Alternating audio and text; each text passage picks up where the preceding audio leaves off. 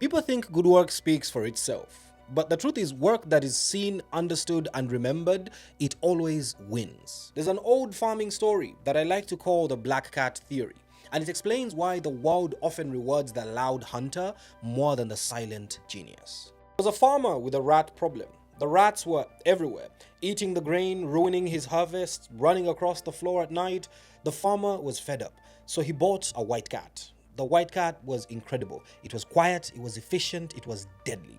It hunted all night, silently, and one by one the rats disappeared. Within weeks, the barn was clean. No noise, no mess, no rats. But there was a problem. The farmer never actually saw the work happening. He would wake up in the morning and the barn looked normal. There were no rats running around, and he eventually started wondering of something dangerous. He started thinking, why do I need this cat anymore? He was now stuck feeding a cat that was not bringing any new value to him. So he gave the white cat away. But then, a few months later, the rats returned. This time, the farmer bought a black cat. The black cat was different. It chased rats loudly, it knocked over buckets, it ran across the barn floor. It was always leaping across the grain sacks, and sometimes it caught rats, sometimes it didn't. But every single day, the farmer saw the effort. He saw the chase, he heard the scratching, he saw the struggle. And occasionally, the black cat will bring a rat to the farmer. And so he believed something important. He believed that this cat is working hard. The black cat stayed until it died. People think results are everything, but the truth is visible effort often beats invisible excellence. I call this the black cat theory. The white cat solved the problem, but the black cat told a story while solving the problem. And human beings, we don't reward outcomes alone. We reward narratives. Don't lie to yourself that your work will speak for itself. Because if you don't blow your own trumpet, no one will know that you have one or that you know how to blow a trumpet. Welcome to the Train of Thought podcast. And today, let's talk about the power of not shutting up.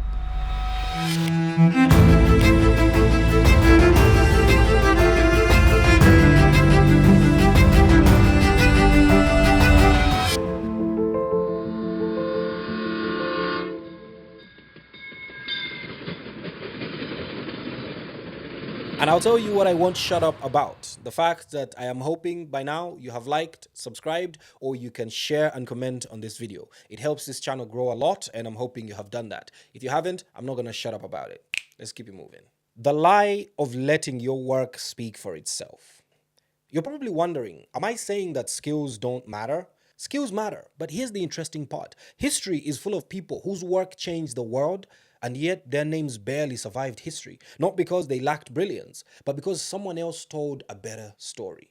Let's take the example of Nikola Tesla versus Thomas Edison. Nikola Tesla was one of the most brilliant inventors in human history. He invented alternating current, wireless energy experiments, radio technology foundations. His ideas powered the modern electrical world. But when people think of electricity and invention and the light bulb, who comes to mind? That's right, Thomas Edison. He wasn't necessarily the greater scientist. In fact, there is enough evidence that he stole a lot of his patents from the people that worked for him. But he understood something that Tesla never mastered: the theater of invention. He did public demonstrations, he had media attention, business alliances, and very strategic storytelling. Tesla built lightning. Edison built a narrative around electricity. And ironically, the man that did not build the lightning caught lightning in a bottle. And the world remembers the story of Thomas Edison more than Nikola Tesla. Or the story of Apple, Steve Wozniak and Steve Jobs. Steve Wozniak was the heartbeat behind Apple. He engineered the early Apple computers, Apple 1, Apple 2, and the ones that came after. They were technical masterpieces. Without him, early Apple products would not exist, and Apple as a company would not exist. But who became the face of Apple? Steve Jobs. Steve Jobs never built the circuits, he never engineered the blueprints, he never really engineered anything, but he built the story around them. He made computers feel magical. He made technology feel like art. He made product launches feel like theater. Wozniak built the engine, but Jobs built stage. And the stage is what history watches. That's why whenever people talk about human innovation, they bring back that clip from 2007 when the iPhone was announced. Nobody ever brings up a clip of Steve Wozniak. The dangerous advice that we grow up with from childhood. From childhood, we hear a comforting idea: just work hard, let your work speak for itself. But the world doesn't work like that, because work does not speak. Listen to that again. Work does not speak.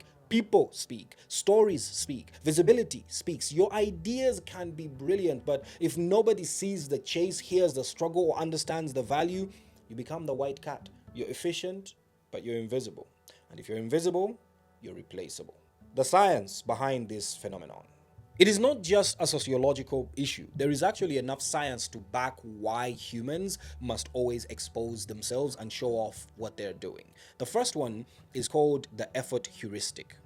People tend to think that results prove competence, but the truth is, visible effort makes people assume competence. The psychologists call it the effort heuristic. Imagine this: a marathon is happening. Thousands of runners hit the streets running. And then one random guy that nobody has seen run crosses the finish line. The first thing that comes to your mind is, he cheated. He didn't actually run. Why? Because you did not see him running. Research shows that when people see someone working hard or struggling visibly, they automatically judge the outcome as more valuable, even if the outcome and the final result is identical. In experiments, participants rated art, products, and performances as higher quality when they saw the effort happening during the process. It is the same reason modern art feels lazy and we don't respect it. It's because it's easy. It's the same reason AI art is still not accepted or recognized as art, because it feels too cheap. It feels too easy. It is actually also the same reason consultancy firms have made billions. They will do work that normally spends 3 days, but they will bill you per hour and take 3 months doing it, and you will pay it properly because in your mind it is a lot more valuable because it took long. And the reason AI is also coming for their industry is because what they used to do in 3 months, it does in 3 seconds. So the black cat running around the barn, it looks more valuable than the white cat that is silently solving the problem. Not because it is better, but because the farmer witnessed the effort. The second one is the availability bias. People lie to themselves that they evaluate reality objectively, but the brain mostly evaluates what it can easily remember.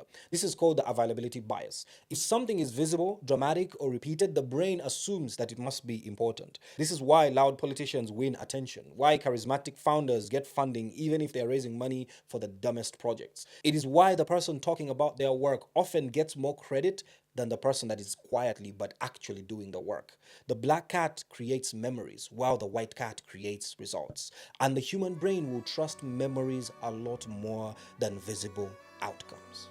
And then you have the IKEA effect.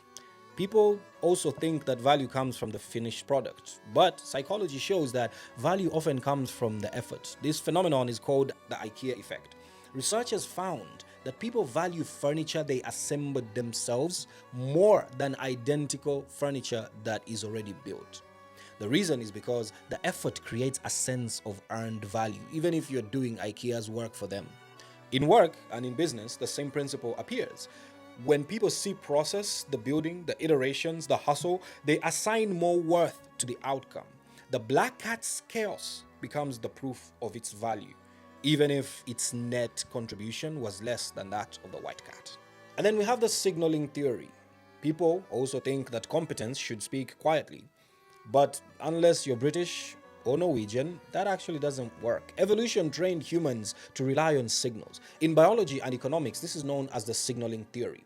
Because humans can't perfectly measure ability, they rely on observable signals instead. For example, they rely on confidence, visibility, status markers, storytelling, public demonstrations. This is why founders give public demos. This is why athletes celebrate. If you score a goal and just walk back to the starting line, it won't feel like you scored a goal.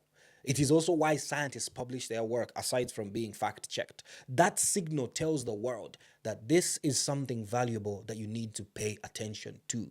The black cat knows to send signals while the white cat doesn't. And then finally, we have the mere exposure effect. I learned about this originally from a book by Derek Thompson called Hitmakers. People tend to think that the best idea wins, but the truth is often simpler. The most familiar idea wins. This is called by psychologists as the mere exposure effect, but I personally love to call it the cyclical exposure effect. And the reason is, let's picture a song. Cardi B releases a new song, and you listen to the song for the first time and you don't really like it or care for it. But in your Uber to work, the Uber driver is playing the song. When you go to the barbershop, the radio is playing the song. When you go to watch a game, the song is being played. Over time, you're going to start believing you also like that song. They will expose you to that song in cycles, in a cyclical nature that is going to make you love it even if you didn't. It is the reason many mediocre pop songs become the biggest songs ever. It doesn't mean they are better songs. It means they were managed and marketed so well. The more people see something, the more they trust it, even if nothing about the thing itself has changed. This is why repeated visibility builds authority. This is why you can't post one video and think people will love you and understand you for it. You have to post more and more and more. Tesla invented world-changing ideas, but Edison demonstrated electricity repeatedly in public. That exposure created the belief that he was the electricity man, while Tesla was just the weird competitor. Exposure creates belief because human beings are very, very simple-minded. The black cat in entertainment. In entertainment, the difference between success and obscurity is often not talent, but narrative control. The Destiny's Child group had 3 members: Kelly Rowland, Beyonce Knowles, and Michelle. I don't remember Michelle's second name. I remember Beyonce Knowles and Kelly Rowland, but of the 3, Beyonce came out as the super megastar. She's not the only one. There are thousands of extraordinary musicians, writers, and actors. But the ones who become global stars are usually the ones who package the story for their work. The hip-hop group D12 had a lot of members, but everybody remembers Eminem. G-Unit had a lot of people, but a lot of people remember 50 Cent. Pussycat Dolls had a lot of singers, but everybody remembers Nicole Scherzinger. Many producers in the music industry write and compose huge songs, but they remain unknown. Meanwhile, the artist becomes the culture symbol of the music. I don't think Rihanna has ever written any of her songs. You see, there are figures like Max Martin. He's one of the most successful songwriters in history. He has written dozens of songs for Britney Spears, Taylor Swift, and even The Weeknd. Or Sia. She spent years writing for other artists before becoming famous herself. In fact, what made Sia get known was when she decided to come out for the world to see. In entertainment, the talent opens the door, but identity, image, and story, they keep the spotlight on you. How about in the corporate and professional life? The black cat theory is perhaps the strongest inside organizations. Many managers don't see every piece of work happening across a team. They see outputs, presentations, and communication. So the employees who pair competence with clear visibility of their work, they often advance faster. And it shows up in very simple ways. The person who summarizes project progress clearly in meetings, they often appear more effective than the person doing deep technical work silently. The employee that presents ideas confidently, they may be perceived as more strategic than the employee who generates the ideas quietly in the background. This does not mean that the visible worker is more competent. It means that their competence is easier to recognize. In professional environments, performance matters a lot. It is a theater of showing off. Communication of performance is what determines recognition.